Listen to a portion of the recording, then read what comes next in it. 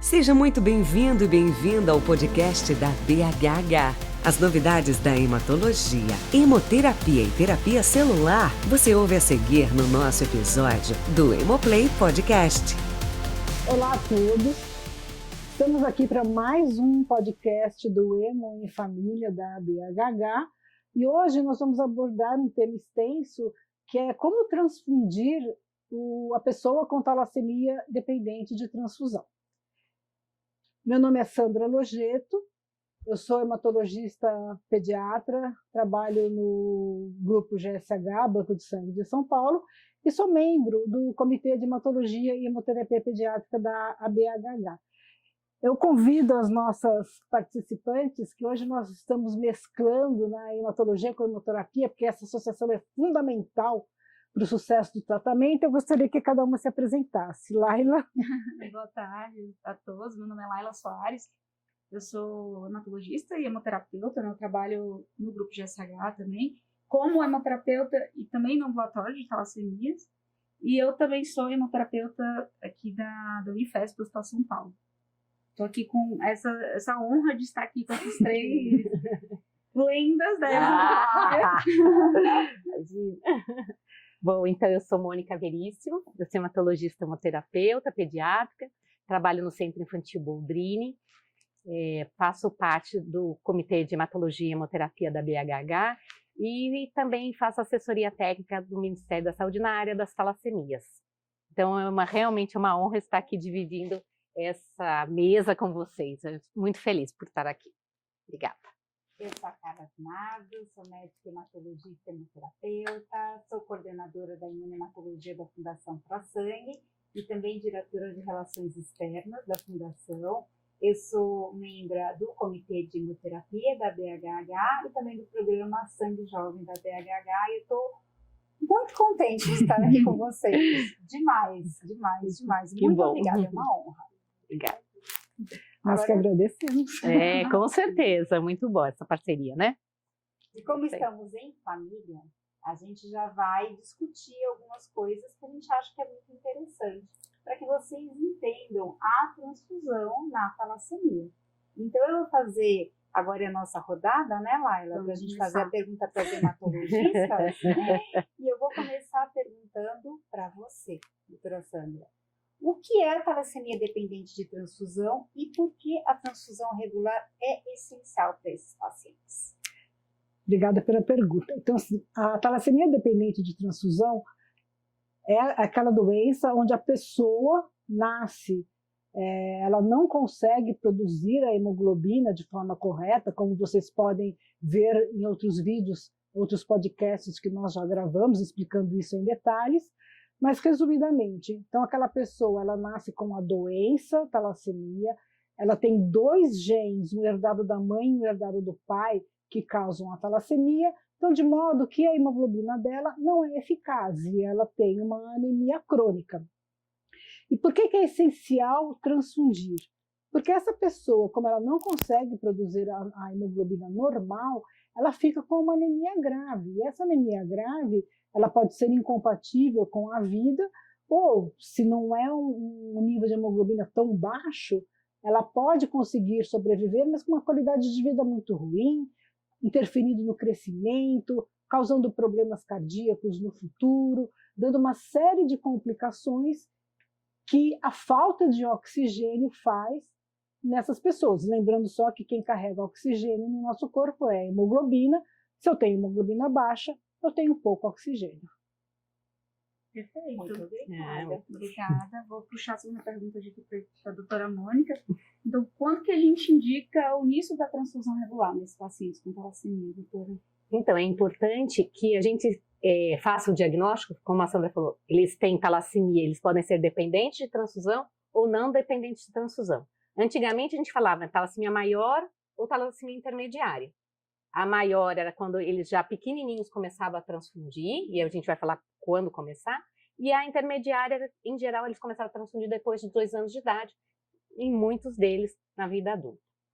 Então, em relação à talassemia dependente de transfusão, a gente tem um alvo, eles devem começar a transfundir quando a hemoglobina está ao redor de 7, desde que não tenha nenhuma infecção prévia, e a gente tem que repetir uma segunda vez, para que essa hemoglobina realmente se mantenha em 7. Às vezes, mesmo quem tem talassemia intermediária, a hemoglobina vai para 7, e depois da infecção, do quadro viral, gripe, pneumonia, sobe essa hemoglobina. Vai para 9, 9,5, e aí ele não teria indicação de começar a transfundir na talassemia intermediária ou não dependente de transfusão. Já na talassemia maior, essa hemoglobina de 7 eu tenho, ou menos que 7, tá? Eu recebi paciente já com 5 de hemoglobina, e tinha 2 meses de vida. Então, você imagina um bebê que nasce com 18, né, normalmente, 17, 16, chegar com 5 de hemoglobina. Um bebê que só dorme, cansado, não mama. Então, essas são observações que a gente, como hematologista clínico, tem que olhar. Não é só o número, né, hemoglobina de 7. Mas, obviamente, se tiver 7 ou menos, 2 medidas consecutivas, sem quadros infecciosos, a gente deve iniciar a transfusão. Quanto à questão da talassemia não dependente, lembra que eu falei que podem ser mais velhos ou mais novos? Então, crescimento, a Sandra já falou, se está com crescimento comprometido, se está com desenvolvimento comprometido, se tem osteoporose, se tem comprometimento cardíaco, tem uma anemia, tão importante que o coração está comprometido, tem insuficiência cardíaca congestiva, são sinais que devem iniciar a transfusão. A gente não pode retardar a transfusão por conta só esperando uma hemoglobina. Às vezes eles têm 8, 9, mas eles não crescem. Eu tenho um paciente que não abre a boca, ele fica com a boca aberta. Agora não, né, que já está fazendo tratamento e tudo mais. Mas ele chegou pra gente com 7 anos, ele não abria a boca, a boca dele era... Por quê? Porque a mandíbula cresce, os ossos, lembra? A gente viu isso nos outros podcasts, falar em relação aos comprometimento ósseo da talassemia. Então, é lógico, a gente tem que falar aqui rápido, porque é tanta coisa para falar da talassemia, da transfusão, mas se tiver alguma dúvida, a gente olha os anteriores, o 1 e o 2, esse é o nosso terceiro, que vale a pena, a gente explica com detalhes, mas a grande questão é essa. Lógico, gestação. Tem paciente que começa a transfundir durante a gestação e, às vezes, acabou a gestação, não precisa transfundir mais. Mas é uma outra condição que a gente tem que... E uma condição que, às vezes, a gente não investiga e a pessoa começa a ter dor nas costas, é a questão da hematopoiese extramedular. Então, o indivíduo que tem hematopoiese extramedular, ou em coluna, ou em mediastino, ele deve ser submetido ao início da transfusão. E a hora que eu comecei a transfundir, eu não sei se a gente vai falar aqui, vai falar depois, né? A gente tem que ter um alvo. Não pode simplesmente transfundir porque ele é não dependente ou porque ele é dependente. O alvo é o mesmo, né? A gente tem que inibir, como a Sandra falou no começo, inibir a eritropoiesia ineficaz, para que a gente não tenha as complicações da talassemia, senão o benefício da transfusão não se apresenta. Eu tô gostando. Né? Assim, doutora Sandra, qual é o alvo? Então, esse é um tema assim, que eu estou trabalhando na minha cabeça, porque assim, até pouco tempo atrás, até uns 2 anos atrás, nós tínhamos um alvo objetivo. Então, a gente imaginava o quê? Que aquela pessoa com talassemia dependente de transfusão. E aí eu vou repetir o que a Mônica falou, que é super importante. A pessoa com talassemia intermediária, quando ela tem indicação de transfusão, a transfusão é exatamente igual nos mesmos moldes da maior, tá? Então, o que nós falávamos? Não, que aquela pessoa com uma hemoglobina média, pré-transfusional, aquela hemoglobina medida antes da transfusão, acima de 9,5, seria suficiente para inibir essa eritropoiese ineficaz, que é essa produção errada de sangue, e a pessoa poderia ter uma vida tranquila. O que nós sabemos hoje? Que, na verdade, não é bem assim. Hoje, como nós vemos, a causa de óbito por sobrecarga de ferro reduziu bastante com o advento dos quelantes de ferro. Então, observa-se que aqueles adultos com talassemia hoje, eles têm muito mais problema cardíaco e eles ainda continuam com risco de falecimento por esse problema cardíaco, mesmo que eles não tenham depósito de ferro no coração. E aí foram fazer uma análise retrospectiva desse pessoal e viu que aqueles que mantinham uma hemoglobina pré-transfusional acima de 10, 10,5 iam bem, enquanto que aqueles que tinham essa hemoglobina pré-transfusional abaixo de 9,5, 9 eram aqueles que tinham mais dessas complicações. Então, hoje, essa meta de hemoglobina está sendo revista. O ideal seria que esse paciente chegasse com uma hemoglobina pré acima de 10, 10,5, para que no futuro ele não tenha essas complicações que hoje nós estamos observando. Isso no adulto, né? Eu acho que vale a pena, por exemplo, no bebê, na criança, né, que ela tem uma fase de crescimento mais rápida, a gente não obedece esses 9,5. A gente procura deixar com uma hemoglobina pré acima de 10, 10,5, que hoje a gente vê que acaba também sendo o mesmo alvo do adulto, para que ela não perca aquele crescimento dela e tenha um desenvolvimento adequado. E tem uma outra situação ainda, né? Pacientes, as pessoas que têm alguma cardiopatia ou que têm essa hematopoiese extramedular, que são aumento de fígado, aumento de baço, ou aquelas massas de sangue que faz na medula, elas têm que ter um nível de hemoglobina mais alto ainda, de hemoglobina pré, para inibir mais ainda essa produção do sangue e poder reverter esse tamanho do baço e essas massas de coluna. Então, recomenda-se que tenha uma hemoglobina pré acima de 11. Então, vocês veem, é um tratamento individualizado, né? Não dá para eu chegar assim, você tem talassemia dependente de transfusão, ponto, vai fazer isso. Não, esse paciente ele tem que ser avaliado constantemente pela equipe de hematologia, pela equipe de hemoterapia, para a gente adequar a transfusão para o que ele precisa. E aproveitando isso que a senhora falou, doutora Sandra, as complicações, né, de não alcançar o alvo, o que a gente vai ver nesses pacientes? O que eles apresentam quando eles não estão no alvo? A mais curto prazo e também a mais longo prazo. Então, né? a curto prazo, eles vão ser mais cansados, ele tem uma hemoglobina mais baixa, e esse remodelamento cardíaco vai ocorrendo, porque a hemoglobina vai ficando baixa, o coração vai tentando aumentar, e isso é fato. Uma outra coisa a curto prazo é que as crianças perdem a velocidade de crescimento adquirida, elas começam a não crescer de forma adequada. Nem vou falar de ósseo, né? Porque o ósseo, às vezes, mandíbula, maxila, ela vai ser a longo tempo. Mas a questão da velocidade de crescimento é rápido. Criança que não tem hemoglobina de 10, 10,5, ela não cresce. E aí não adianta, às vezes você não recupera essa perda que houve do crescimento. Uma outra questão a curto prazo é que o baço começa a crescer, né? E aí a gente sabe, o baço vai crescendo, a eritropoiesia ineficaz vai ficando maior, aí esse baço vai crescendo, a gente vai ter hiperesplenismo.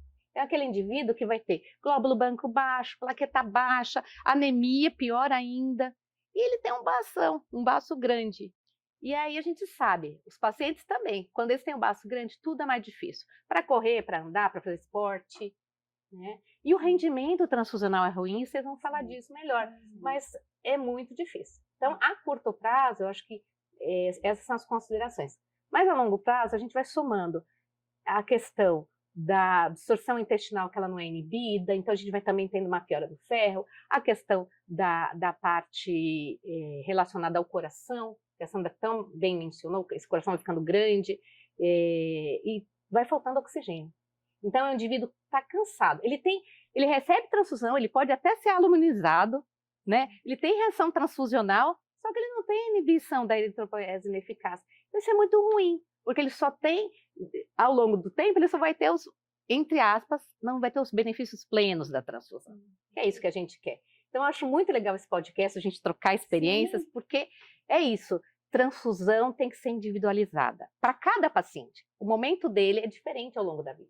Então, isso é muito legal. Eu fiquei com uma dúvida agora. Eu estava pensando, por exemplo, vocês falaram da criança, do retardo do crescimento. Eu fiquei imaginando o adolescente, né? Aquele estirão. E o adulto aí, quando às vezes a gente tem umas sequelas que são já mais crônicas. Isso muda a recomendação? Vai mudando? Então, por exemplo, vocês falaram da inibição da eritropoiese, quando você já tem, mas existe, por exemplo, olha, quando ele chega na adolescência, que a gente vê que vai dar estirão, eu vou aumentar o alvo pré, existe isso? Existe, por isso que a gente fala que é um tratamento individualizado. Então, o que acontece com eles, geralmente, no estirão? Aquele paciente que recebia a transfusão a cada 3, 4 semanas, às vezes precisa tomar a cada 15 dias, ou que recebia 2 bolsas, vai precisar tomar 3 para atingir essa hemoglobina pré. E eu acho que um outro ponto, que pelo menos a gente preza muito com os nossos pacientes, assim, eles têm que ter a vida que eles querem. O problema é nosso de fazer com que ele tenha uma hemoglobina para ele fazer esporte, jogar em time da escola, para viajar. Assim, A gente faz muito isso, a gente Uhum. trabalha muito em função da expectativa do que aquele paciente quer naquele momento. Sei lá, vai viajar, vai ficar 3 semanas fora, eu dou um upzinho na hemoglobina dele para aguentar Exatamente. as 3 semanas. Então, realmente, varia muito assim, como que ele quer, porque não é fácil você fazer essas transfusões frequentes. Se, além disso, você tem que restringir os seus sonhos, é pior. Uhum. E acho importante, você falou uma coisa, questão do trabalho. As pessoas, a gente como pediatra, a gente faz, desenvolve para que ele chegue à vida adulta e tenha uma vida plena. Sim. E vai trabalhar e tudo mais. Aí ele precisa trabalhar, então ele tem que receber a transfusão para que ele falte menos no serviço. Porque se ele às vezes ele é empregador, ok. Mas se ele é empregado, né, a gente tem ele precisa justificar os dias que ele não está indo trabalhar. Então, eu tenho que deixar uma hemoglobina mais alta, tem que fazer um cálculo melhor. Então, às vezes, ele tem que tomar um volume de sangue. Só pode tomar 2 bolsas aquele dia. E o garoto pesa 80 quilos. Ó, o garoto, hein? Garotinho, pesa 80 quilos. 2 bolsinhas, lamento, ele vai ficar vindo, né? Semana sim, semana não. Então, não é justo. Acho que essa é a grande questão. A gente tem que... A parceria hematologia e hemoterapia tem que ser forte e o paciente vai entender isso. E lógico, gente, sangue não nasce em árvore. Então, a gente também tem que aproveitar e falar da questão da doação de sangue, né? Eu acho que isso é importante. Mas vamos lá. Senão a gente vai falando, senão a gente vai, né? Vamos fazer o ping-pong agora com as meninas. Laila, qual que é o tipo de concentrado de hemácias mais recomendado para essas pessoas com talassemia que transfundem? Isso é super importante, né? Então, acho que todo hematologista precisa saber isso. Esses pacientes, lembrando, como já foi falado aqui, eles vão transfundir pro resto da vida. A cada 2, a cada 3 semanas, 2, 3, 4 bolsas às vezes. Então, a primeira coisa é o risco de alaminização e o risco de reação transfusional. Né? Então, a gente principalmente diminui esse risco filtrando essas bolsas. Né? Então, idealmente, esses pacientes devem receber sempre bolsas filtradas. Tá? Isso é o mínimo que eles deveriam receber. E eles precisam sempre receber essas bolsas também fenotipadas. Né? A gente vai falar aqui um pouco mais sobre a fenotipagem eritrocitária, mas eles precisam receber uma fenotipagem estendida. O que é isso? Basicamente a gente saber, né? Todos. Vou passar a bola aqui para o doutora Carla. Não, vai estar ótimo. É só praia. Fenotipagem eritrocitária é a Carla, que vai explicar.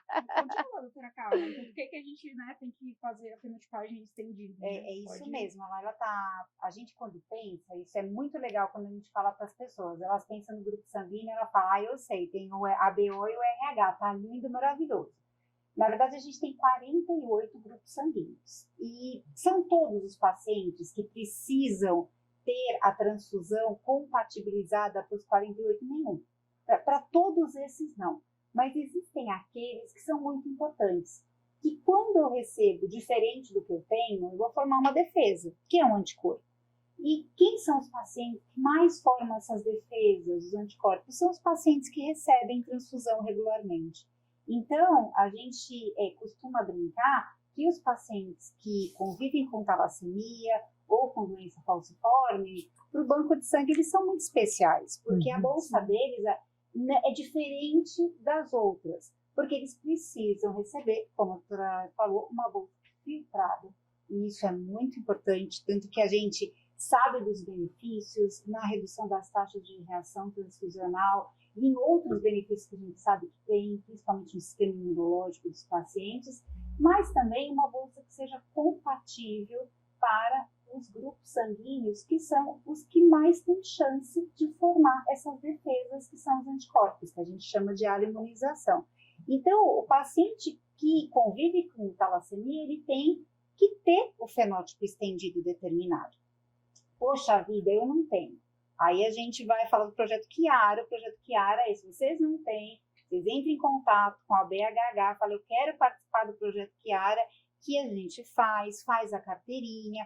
Por quê? Porque isso é importante, porque aonde a pessoa for transfundir, ela tem que receber a transfusão compatível. Então, não é qualquer unidade. Não que a gente não atenda bem os outros pacientes, mas esses pacientes, para eles se manterem com uma hemoglobina maravilhosa por muito tempo, a gente precisa evitar que ele forme essas defesas, que são os anticorpos, que a gente vai chamar aqui de imunização, né, Laila?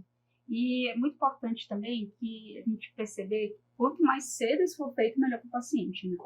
Porque são pacientes que vão estar sempre recebendo hemácias, e se lá no começo a gente não faz essa fenotipagem, e ele tá com hemácias circulantes de outros doadores, fica difícil depois, quando a gente recebe esse paciente, da gente determinar o que é hemácia dele, qual que é o fenótipo dele, qual que é o fenótipo da bolsa que ele recebeu. Né? Então, é muito importante que essa informação chegue logo no diagnóstico, no tratamento do paciente.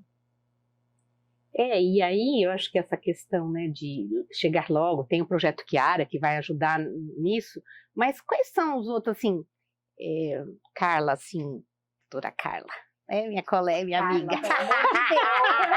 Não, com certeza, nós somos, né, parceiras, então, tá? Nossa! Por que assim, quais são os principais riscos da transfusão crônica? Porque assim, a gente fala, né, estamos falando do mundo maravilhoso, né? Tem que transfundir, mas tem que transfundir com critérios e com cuidados. Então, quais são os riscos dessa transfusão, né, crônica? Primeiro, a gente tem os riscos agudos. Então, a gente pode ter reações transfusionais, e essas reações, elas variam. Pode ser febre, pode ser um quadro alérgico, que são quadros que são de uma gravidade menor. Mas a gente tem quadros que podem ser maiores, que são mais raros quando a gente recebe hemácia, mas que também podem acontecer, como, por exemplo, complicações pulmonares, o trale, eventualmente o taco, são pacientes que já têm ou podem ter uma condição cardíaca que é um pouco comprometida. Mas quando a gente fala dos riscos, principalmente numa população que tem a imunização mais alta, como é a população que convive com talassemia, a gente tem o risco de ter a destruição da bolsa que foi transfundida. A gente dá o nome de hemólise pós-transfusional. Então, é aquela situação em que o nosso paciente, às vezes, recebe a bolsa e depois não tive o incremento que eu quero, ou é aquele paciente que às vezes ele transfundia a cada 4 semanas e chegava no alvo bem, mas aí ele começa a precisar a cada 2 semanas, a cada 1 semana. Então, será que eu não tenho algum anticorpo que está fazendo encurtar esse intervalo? Então, isso também é uma reação transfusional, uma reação hemolítica. A hora que essa hemácia tão querida do doador chega, algo faz com que eu tire ela mais rápido da minha circulação. E eu não poderia deixar de falar sobre sobrecarga de ferro. Então, assim, a gente fala que a mão que prescreve a transfusão é a mão que vai prescrever a quelação. Então, a grande complicação, e aí a gente vê na talassemia isso vindo como um problema maior, é a sobrecarga de ferro e como a importância do bom quelar para o paciente poder ficar no alvo, ficar bem, ficar com tudo certo para poder ficar transfundido muito bem a vida inteira. Então, eu acho que na talassemia o que mais chama atenção são as reações hemolíticas e a sobrecarga de ferro. Eu acho que uma coisa que a gente comentou antes em relação à sobrecarga, né? Óbvio que vai acontecer, a gente vai ter que quelar, mas muitas vezes o médico ele fica receoso de, por causa da sobrecarga, ele fala, não, vou reduzir um pouquinho o volume transfusional, vamos deixar um alvo mais baixo porque eu não quero dar com sangue. Só que a fisiopatologia da talassemia é justamente inibir o sangue, ele vai fazer com que o corpo entenda que está tendo um eritropoietina ineficaz que vai absorver mais ferro. Isso. Então não é essa a saída. Tem que transfundir para ficar no alvo. Né? Super importante. Super bem colocado. Super maravilhoso. E assim, eu queria falar nesse aspecto a questão da hemácia lavada. Porque, né, todo mundo acha que tem que lavar hemácia para todo mundo. E aí?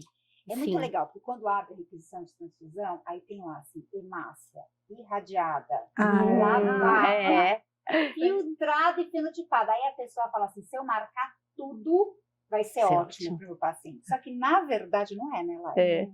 Você lavar a hemácia, ela tem uma indicação que é restrita, que é quem tem reações gravíssimas alérgicas com a transfusão. E você aumenta o risco de contaminação bacteriana da bolsa. Então, é uma coisa que tem uma indicação muito precisa.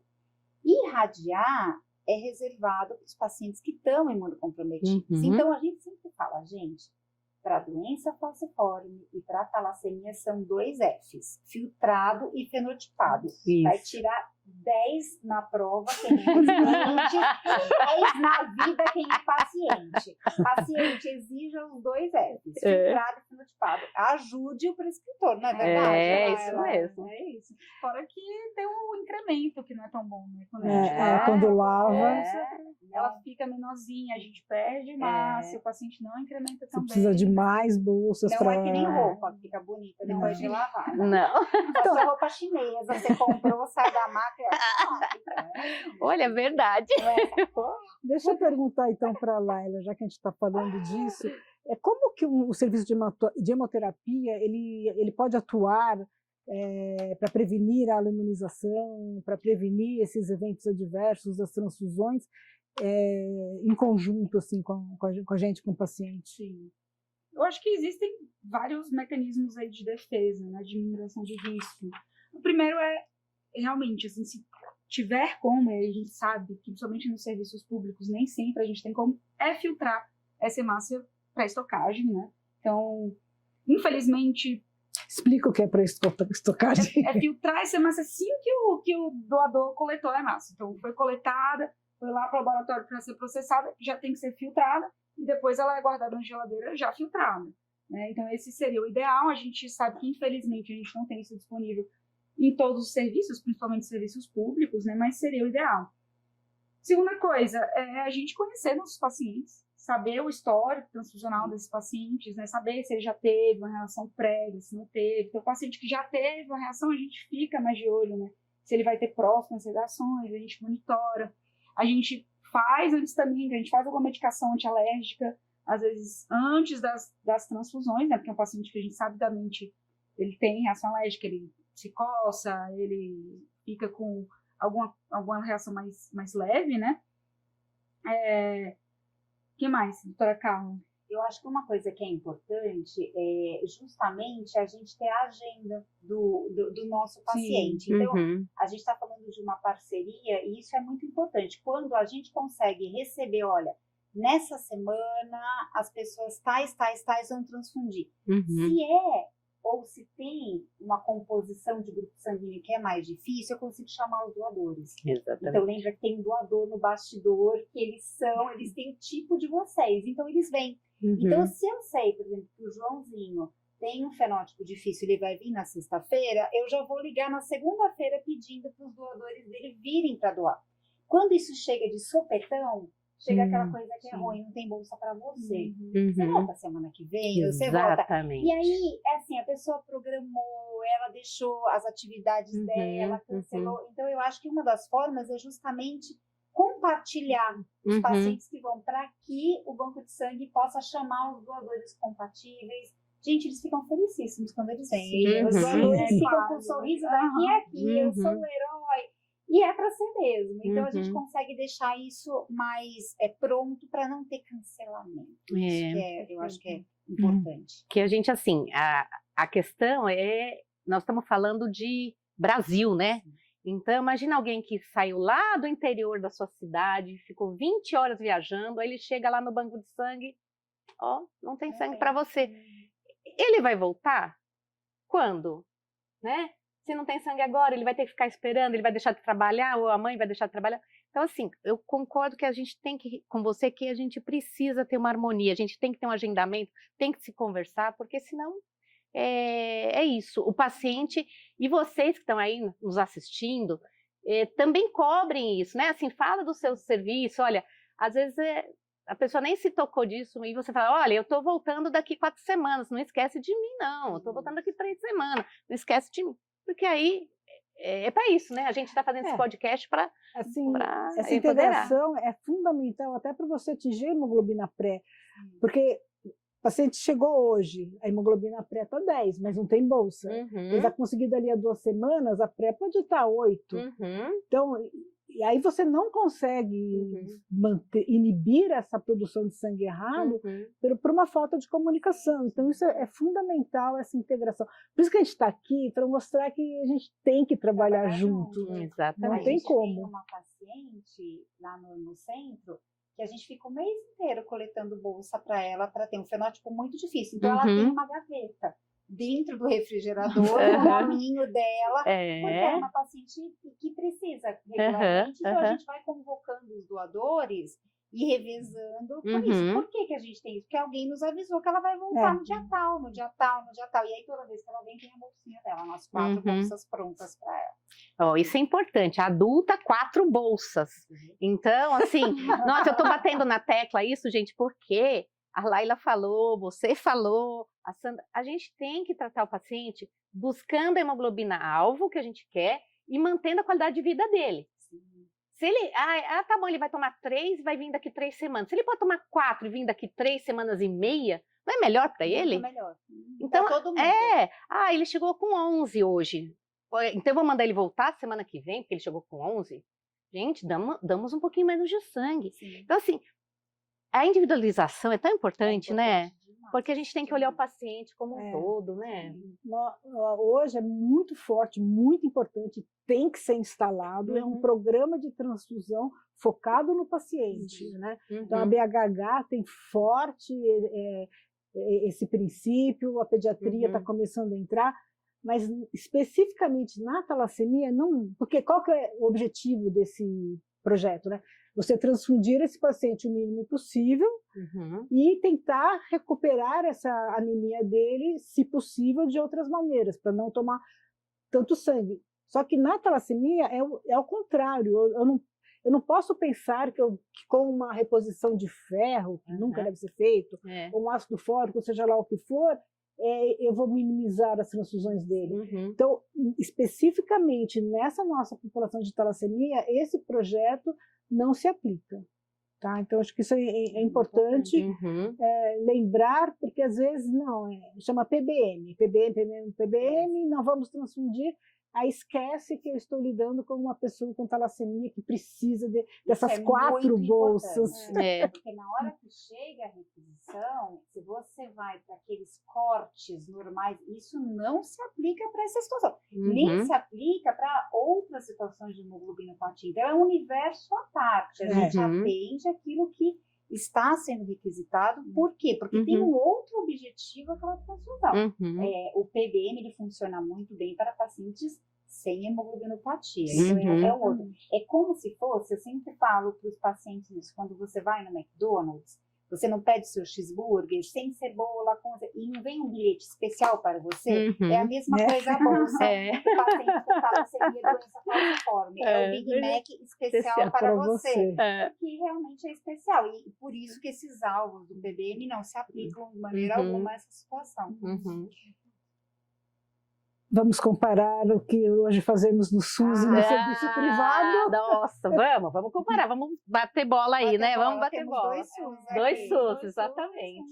Um privado. Dá para comparar. Eu vou começar então com a Laila. Num serviço privado, o que facilita e o que ainda é um desafio no atendimento desses pacientes? Ótima pergunta. Eu acho que, assim, no serviço privado a gente tem várias facilidades, né?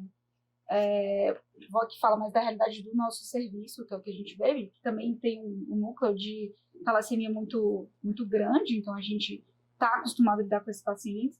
Primeiro, em geral, a gente tem mais disponibilidade desses recursos rápidos, né, para filtrar a bolsa, então 100% de bolsas filtradas, não precisa racionar o uso do filtro, a gente consegue muitas vezes correr os testes, às vezes um pouco mais rápido, consegue ter mais material humano também, né, por trás, que a gente sabe que no serviço público, por melhores que sejam as pessoas que estão trabalhando lá, muitas vezes elas estão com uma sobrecarga de trabalho muito grande para coletar e para processar aquelas amostras todas, né.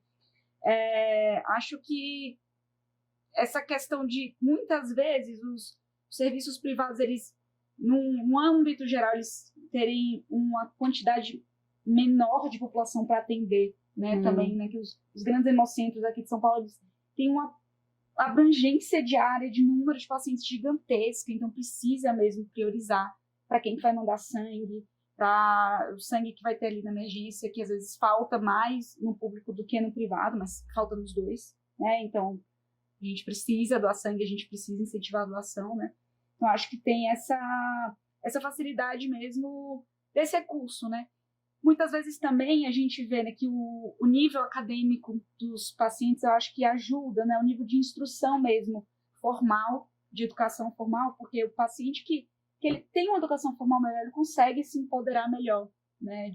Sobre a doença dele, sobre o quanto que ele precisa conseguir falar isso, né? Chegar num lugar e falar, não, eu sei que minha hemoglobina está 8, mas eu preciso receber a transfusão, porque eu sou talassêmico e conseguir, né, ter esses recursos que a gente precisa trazer também para os outros pacientes todos se empoderarem, né? Eu acho que um ponto que ajuda o serviço privado também, por exemplo, hoje nós conseguimos coletar amostra pré na casa ou no trabalho do paciente. Então isso já reduz. A gente consegue, isso é um sonho, né? A gente consegue oferecer transfusão sábado. Então, mas é o que a Laila falou, né? São menos pacientes, a gente consegue montar o máximo possível, ajudando a qualidade de vida do paciente. E no SUS, cara. Olha, eu vou falar uma coisa. A Laila colocou muito bem. A gente tem um volume grande de pacientes e um volume reduzido de pessoal. Então, eu acho que a maior dificuldade está nisso. Então, são muitos pacientes coletando hemoglobina pré, são muitos pacientes, a equipe já de realizar a transfusão, ela já é mais enxuta. Então, por exemplo, essas questões de ter a expansão dos horários de transfusão, que a gente sabe que esses pacientes, eles trabalham, então para eles têm benefício se eles puderem transfundir um pouco mais cedo, ou um pouco mais à noite, ou de sábado, poxa, que legal. Talvez no SUS a gente não tenha essa flexibilidade. E que, como a gente está falando de uma doença em que a pessoa ela vai funcionar plena, é algo que faz diferença. Ela não vive em função da doença, ela vive.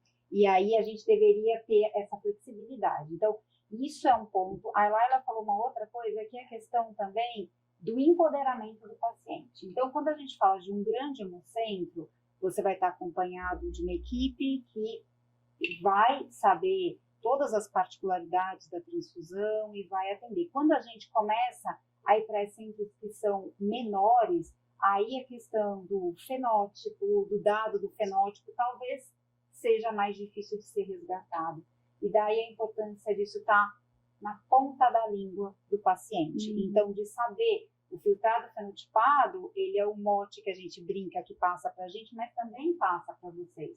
Porque na hora que você precisa de uma transfusão, e essa transfusão acontece no serviço em que isso não está sendo respeitado, vocês têm que, sim, pedir para que isso seja feito. E aí a gente, todos, né, que fazem parte da BHH vão ajudar nesse processo. Uma coisa que o SUS tem de muito bom é volume de doador em diversidade. Então, as bolsas mais raras, um fenótipo mais difícil. A gente tem condições hoje de determinar o tipo sanguíneo uma quantidade grande de doadores. Então, nós temos muito frequentemente as bolsas que são as mais complicadas, o SUS tem. A gente vai ter, então, doador em quantidade e em diversidade, realmente. Então, essa é a parte que o SUS, como o privado, ele tem um número de doadores que são menores, e, em geral, de uma ancestralidade que é mais restrita, eles não conseguem a tamanha diversidade que a gente tem. Então, aí a pesca, o peixinho vai para o SUS. Mas eu acho que também tem uma questão, que o SUS tem o Sinazam, né, que é a união das hemorredes, né, dos hemocentros, fazendo essa questão de, eu não tenho sangue aqui no Pará, mas eu preciso desse sangue, e aí Maranhão, Ceará, enfim, você vai pedir do Brasil inteiro. Então, essa coisa dessa hemorrede, então, eu acho que é um ponto muito forte no SUS.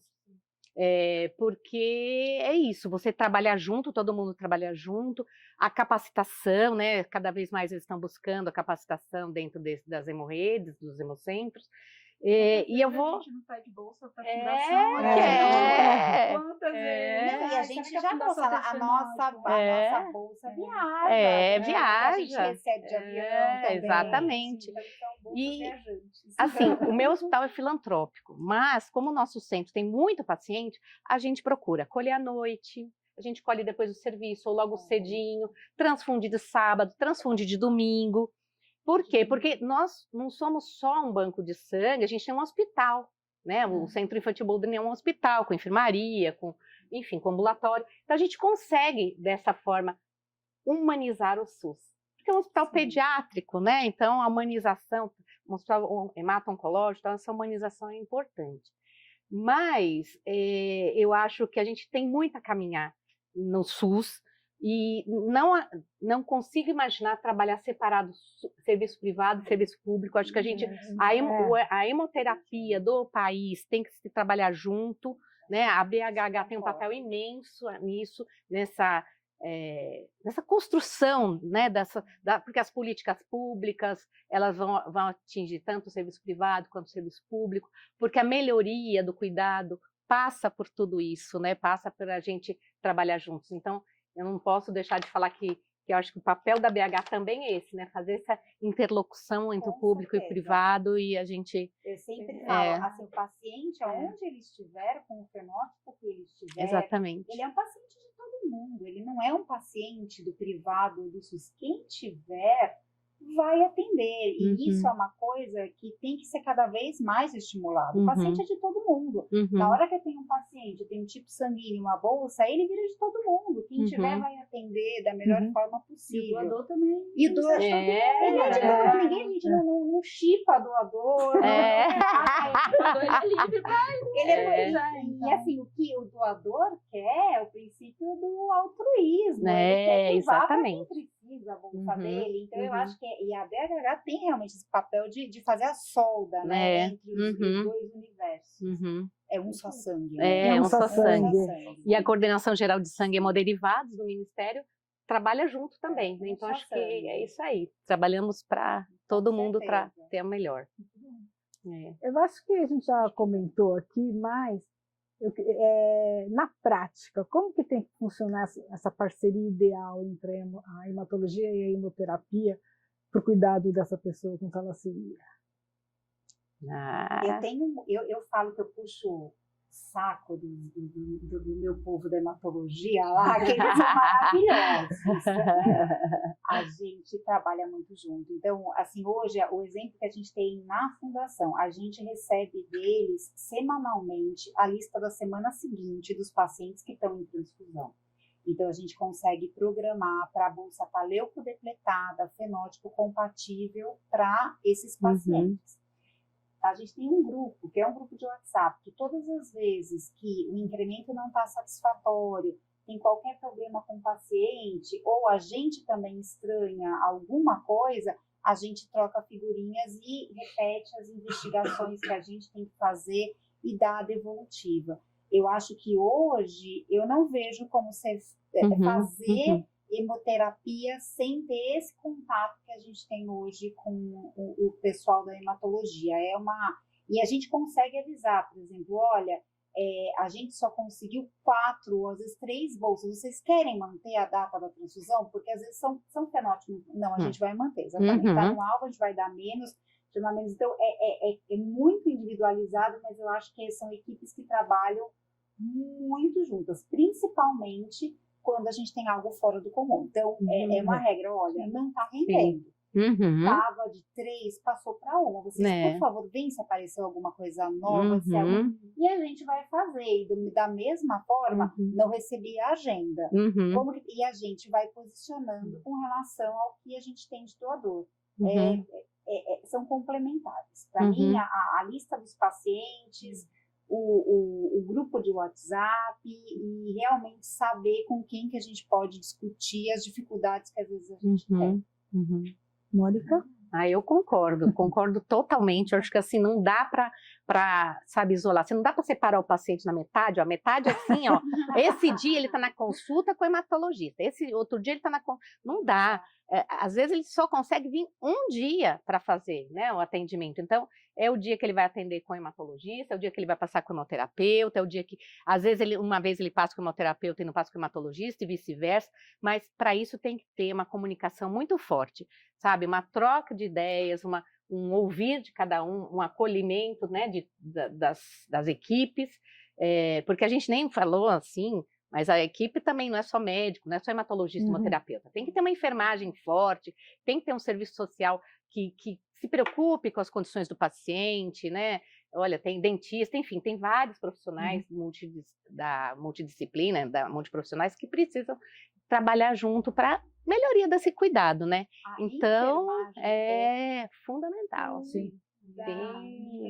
A enfermagem bem orientada, ela checa fenótipo de bolsa, ela checa anticorpo, ela assim, é uma diferença assim, muito absurda.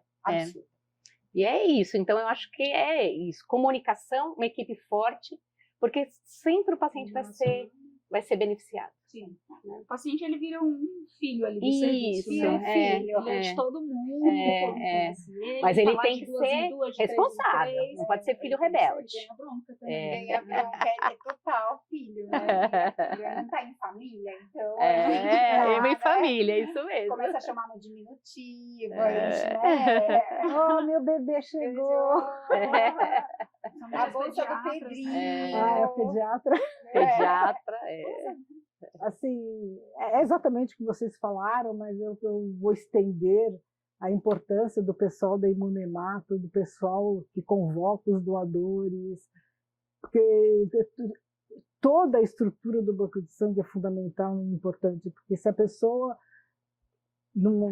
como você falou, é um sangue raro, o pessoal lá vai atrás até achar alguém que doe, aí doou, aí na hora de preparar a bolsa, os biólogos, biomédicos, farmacêuticos, o pessoal que está lá na Imunemato, que vai fazer os cruzamentos, tudo. Então, acho que é uma rede que só individualmente as pessoas não funcionam. Então, tem mesmo... a gente acabou resolvendo isso no nosso serviço. Hoje, o espaço físico da hemato e da hemoterapia é o mesmo.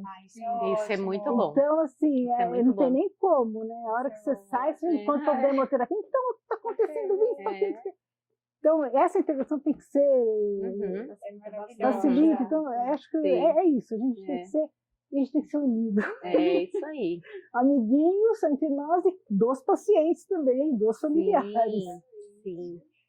E eu acho que com tudo isso que a gente falou, a gente tem que deixar uma mensagem final, né? Assim, porque parece que é fácil, né? Ser amiguinho, parece que é fácil ter comunicação.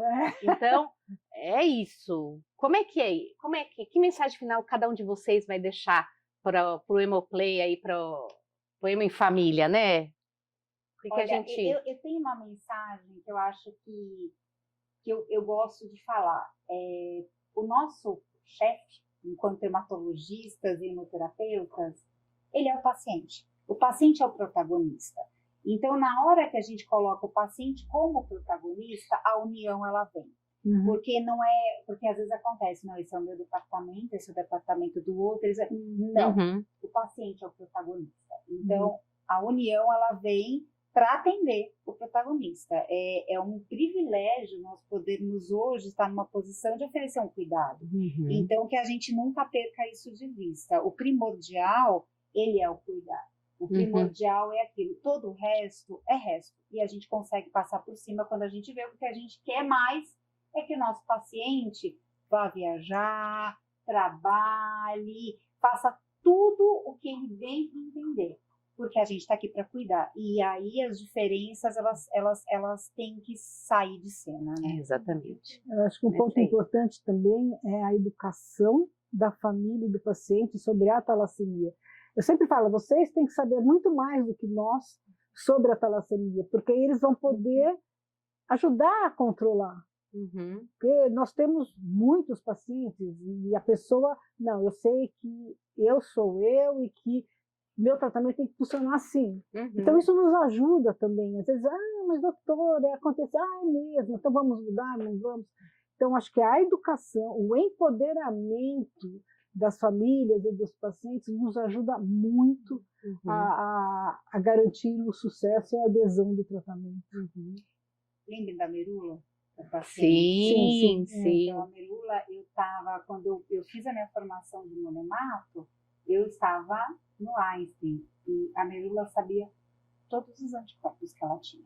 Não, lá. Ela assim, olha, eu vou receber bolsa tal, eu tenho tal, tal, tal, tal anticorpo. Ela sabia todos, na ponta da língua, de cor e salteado, era assim, aquela coisa que... Meu Deus, que sonho de paciente! E que olha a bolsa, né? Porque não adianta saber e não checar a bolsa, né, também. É isso aí. Na ponta da língua.